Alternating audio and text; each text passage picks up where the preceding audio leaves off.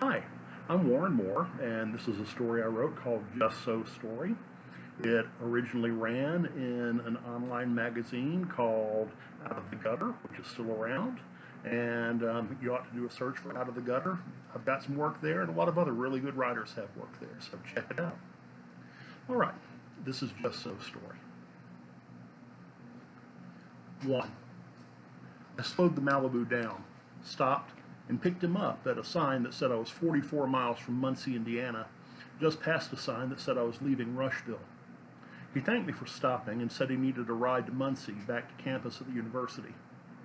The late afternoon sun reflected off the green hood as I told him I could take him as far as Newcastle, and then I asked him what university. He said Ball State, and I said I had heard of it but didn't really know anything about it. It's okay, I guess, he said, adding that it wasn't like he'd been to enough colleges to be an expert about it. I smiled and pushed the scan button on the radio, settling on an oldie station. As every mother's son started singing about getting some girl to come on board their boat, I asked him what he was doing hitchhiking on a Sunday evening. He said he had come down to Greensburg with his girlfriend, and they had a fight on the way back, and she left him to make his own way back from Rushville. He said he had lost count of the cars that had passed him going north on Route 3.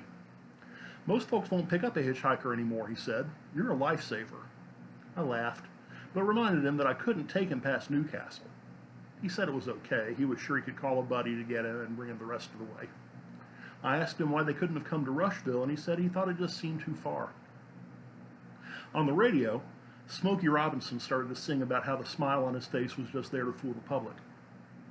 We rolled between cornfields, and Smokey was the only one who said anything for a couple of minutes. The kid asked me what I had to do in Newcastle.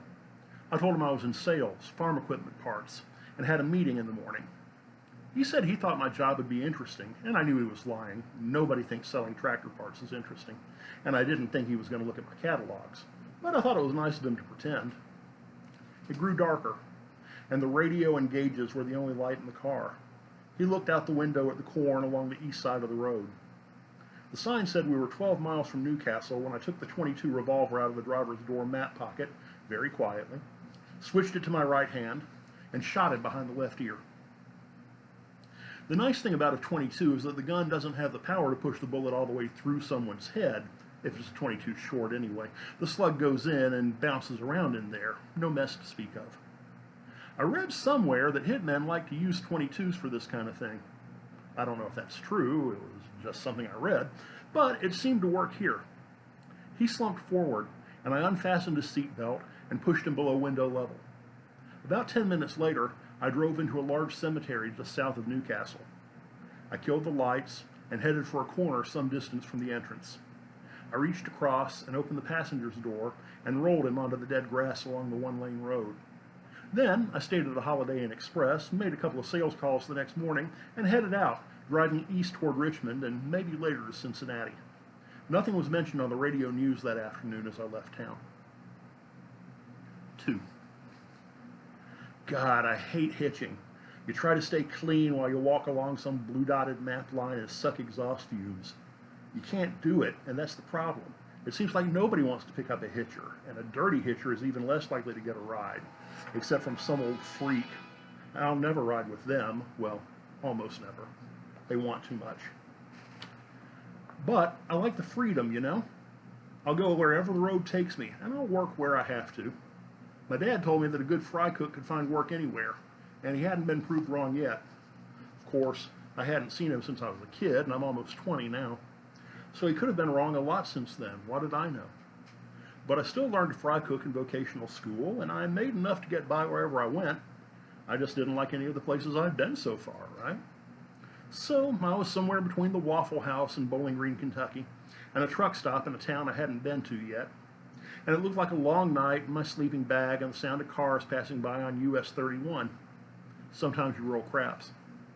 And sometimes you make point.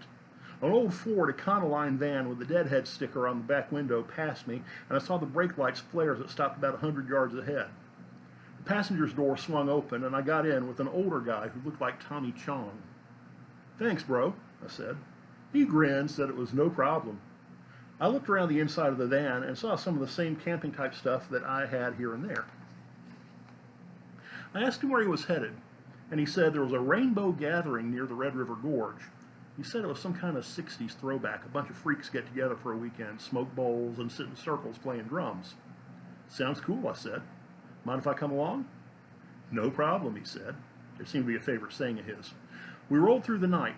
After a few miles, he pulled an enormo duve out, fired it up, took a major hit, and passed it to me.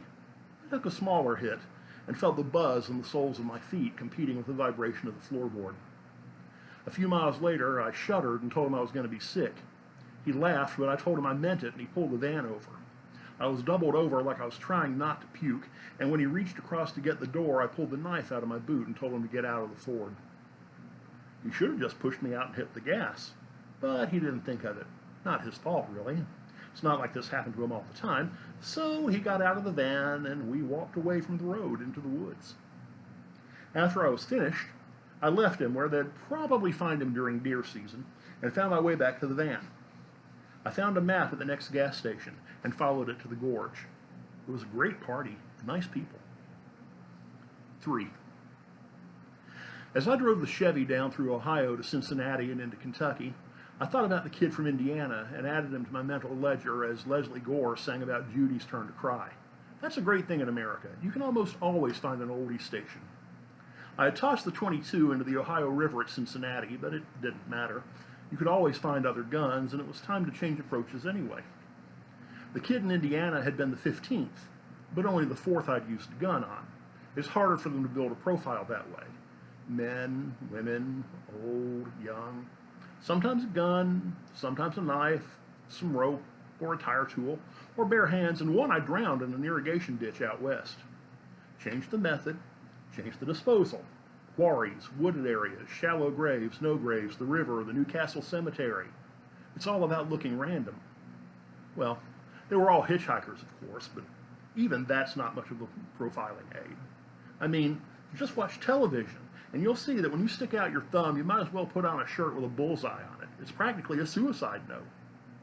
So that was 15, but they probably hadn't all been found, and some they might never find at all, except for the occasional souvenir. And number 16 would be soon. I felt the tension in my forearms already. It came back faster and faster now. I stopped at a flea market in Richwood, Kentucky, just off I-75. There was a whole table full of knives. I paid cash for a nice one with a bone handle. 4. I never knew the girl's real name. She was just one of the hippie chicks of the rainbow gathering, but she smelled better than most of them and was excellent in the sack. That was why I was so bummed when I woke up Sunday morning as people were leaving and she wasn't in my tent. But I was even more bummed when I saw the van was gone too. But it wasn't like I was going to call the cops, and like they say, if you love something, set it free, right? Anyway, I still had my camping gear and my knife, and I caught a ride with someone who was going back to Lexington. I found a motel on North Broadway there with a restaurant and worked there for a week. The only white guy with a bunch of Mexicans, and bailed after my first payday. Language difficulties, I told the boss. I caught a bus across town and started walking along US 27 looking for a ride south again. I knew, though, that I was going to have to get a car soon to replace the van I had lost. But, you know, it isn't really the cars or the perverts either. I know it, too. I think what it really is seeing the look on their faces. It's like you're just another clown when they pick you up, and then they realize that you're their god when it's too late. It makes me feel like the Lone Ranger or something, my secret identity.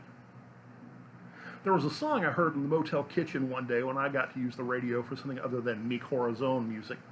I sang the chorus to myself. Me and my knife Excalibur, we're gonna have some fun. A green Chevy Malibu hit the brakes as it passed me. There was an older guy driving. I thought he looked like a homo, but that was okay, maybe even better.